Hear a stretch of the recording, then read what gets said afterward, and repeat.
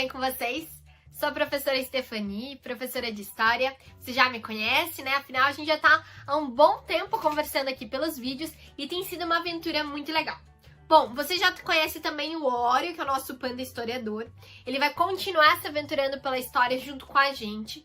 E antes da gente começar a ir para o nosso assunto, que eu sei que você tá animado, eu quero lembrar que é importante que você esteja aí com o seu livro didático, porque hoje a gente vai fazer algumas atividades que estão lá no livro. Bom, mas vamos lá.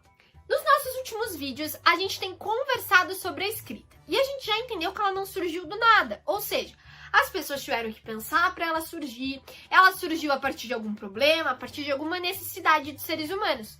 Como, por exemplo, eles precisavam anotar aquilo que eles comercializavam, precisavam anotar as leis, os impostos e tantas outras coisas. Hoje a gente vai continuar falando sobre a escrita, mas vai continuar viajando pelo tempo aí na história, entendendo como que ela foi mudando ao longo do tempo. Hoje a gente vai falar de mais ou menos uns 500 anos atrás, sobre os monges copistas. Quem que eram esses caras? Por que eles são importantes quando a gente fala de escrita? Bom, calma lá, respira fundo que eu vou te explicar. Bom, esses monges copistas, tá? Mais ou menos 500 anos atrás, a gente tá falando de uma época considerada da Idade Média, por aí, que existia também a questão dos castelos, dos reis, sabe aquela parte que a gente imagina bastante quando a gente vê aqueles filmes muito legais? Bom, essa parte mesmo. Nessa época não tinha computador igual a gente tem hoje em dia, não tinha os livros, né, como a gente tem hoje em dia. Hoje em dia a gente tem aplicativos de leitura, hoje em dia a gente compra o livro, no outro dia ele já tá na nossa casa, enfim, não existia isso. Não tinha impressora, nada disso, pessoal. Naquela época existiam pessoas que precisavam copiar os escritos. E quem que eram essas pessoas? Os monges copistas, que passavam horas e horas e horas do seu dia copiando os textos. Textos esses que eram traduzidos do grego, principalmente, né? A gente sabe que a Grécia foi uma das civilizações mais importantes dessas sociedades antigas, então eles eram bem influenciados por ela, lá, esses monges copistas, então eles copiavam principalmente do grego e também do árabe. E aí eles traduziam esses textos, né? Alguns traduziam, alguns textos já estavam traduzidos, e eles ficavam copiando no latim, que era a língua que eles utilizavam. Lembrando que a nossa língua, por exemplo, o português e tantas outras línguas, né? O espanhol, né, o francês, o italiano, elas derivaram do latim. Então a gente está falando também da história da nossa língua, da nossa história, quando a gente para pensar nisso. E como que era esse processo, né? Primeiro, não era rápido. Para copiar um livro, a gente demorava, olha, muito tempo. Não existia o lápis como a gente tem hoje em dia, né? Eles usavam principalmente aquelas penas, né, para escrever, mas caneta tinteiro, com tintas diferentes, não tinha as canetinhas igual a gente tem hoje para fazer o lettering, não tinha nada disso. Então, eles demoravam horas e horas e horas. E eles moravam, esses monges, em mosteiros. Então, nessa religião, tinha tudo a ver com a escrita, porque somente esses monges, eles poderiam ficar copiando, fazendo essas coisas. Então, a gente percebe que quem tinha o controle desse conhecimento na época, o acesso a esses livros, a tudo que eles tinham da questão da Grécia, dos árabes, era a galera que ficavam lá nos mosteiros, ou sejam, pessoas ligadas às religiões. Afinal, o mosteiro é um local onde esses monges moravam. Trouxe aqui para vocês a imagem do Jean Mielot, certo?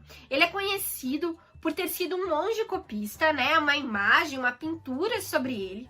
E ela foi retratada no seu ambiente de trabalho, representa bem isso, né? Como que acontecia esse trabalho? Muitos livros que ele consultava para ele conseguir copiar, fazer a sua cópia ali no pergaminho, e demorava muito tempo para ele fazer a tradução, a pintura ou a cópia. Gente, e poderia demorar até mesmo décadas para ser finalizado, né? Anos, muito tempo somente para uma obra. Então a gente percebe o valor que isso tinha, era bem diferente daquilo que a gente tem hoje, que é muito mais fácil o nosso acesso aos livros e às diferentes cópias.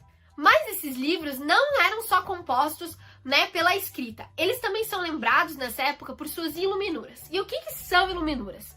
Bom, eu trouxe aqui uma imagem para vocês e nessa imagem a gente pode dar uma olhadinha nisso, né? Elas são belas pinturas muito bonitas que ficam perto da escrita, né? Trouxe aqui para vocês verem uma iluminura de uma Bíblia, e aí elas eram ilustradas pelos monges copistas. Essas imagens que eram decoradas, elas eram decoradas com ouro e com prata, contornavam toda a escrita, e nas margens do livro, né, elas iam acompanhando o texto. Então elas eram todas decoradas, todas trabalhadas, e elas eram muito bonitas. O nosso livro traz pra gente lá na página 28, se você quiser dar uma olhadinha, uma curiosidade muito incrível. Lá no livro a gente pode conhecer um pouquinho mais de uma freira que era responsável por fazer esses livros, né, essas cópias, e o nome dela era Erhard Landsberg, certo? Ela fazia o quê? Ela ficou conhecida por quê? Porque ela fez uma obra chamada O Jardim das Delícias. Essa obra era utilizada para ensinar as noviças, as meninas que iriam se tornar freira, tá? E ela era considerada uma enciclopédia ilustrada, ou seja, um livro que reunia os conhecimentos e eles eram organizados pela ordem alfabética e forneciam explicações detalhadas sobre esse assunto. Mas, além de trazer essas informações, ela trouxe também vários desenhos muito bonitos para ficar bem legal a obra. Gente, e aí eu trouxe um desafio para vocês, já que a gente tá falando tanto de Iluminura, desses textos dos monges copistas, não vai ficar só na sua imaginação. Vou colocar você para trabalhar, para desenvolver isso. Lá na página 29 do seu livro, diz pra gente que no material de apoio, ou seja, naquelas páginas finais do livro, tem uma atividade incrível para você fazer. Essa atividade, o que é para fazer, né? Bom, lá tem o quê? Umas imagens, umas figuras que vão representar a sua Iluminura, certo? E tem um pergaminho com um espaço destinado a uma escrita. Então, que tal você escrever uma história, contar da sua vida, ou até mesmo contar de como que tá sendo essa quarentena para guardar para o futuro. E aí você pode decorar com Iluminura. E aí você vai ter um pouquinho daquilo que os monges copistas realizavam, né? Mas lembra, uma letra bem bonita, pensando em como era esse trabalho, hein? Porque era bem difícil.